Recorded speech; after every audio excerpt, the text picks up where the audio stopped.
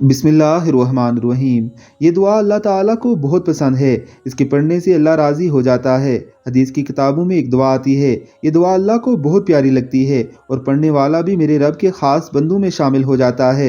इस दुआ के पहले तो फ़ायदे सुन लें कि ये कितनी अजीम दुआ है। इस दुआ को पढ़ने का एक फ़ायदा ये है कि अल्लाह ताला उस बंदे की ज़िंदगी के पिछले तमाम गुनाह उसी वक्त माफ़ फरमा देते हैं।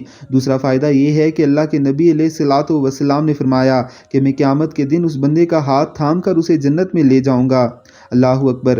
तीसरा, इस दुआ के पढ़ने का फ़ायदा यह है कि क़यामत के दिन अल्लाह ताला उस बंदे पर इतनी नेमतें, इतने इनाम फरमाएंगे कि वो बंदा कहेगा कि ऐ रब, मैं तुझसे राज़ी हो गया। अल्लाह अकबर। और इस दुआ के पढ़ने का चौथा फ़ायदा ये है कि अल्लाह ताला इस बंदे से राज़ी हो जाएंगे। सुबहान अल्लाह। तो इस दुआ को रूटीन बना लें, रोज़ाना चाहे एक बार ही हो, ज़रूर पढ़िएगा। आप सोच भी नहीं सकते कि कितना फ़ायदेमंद है।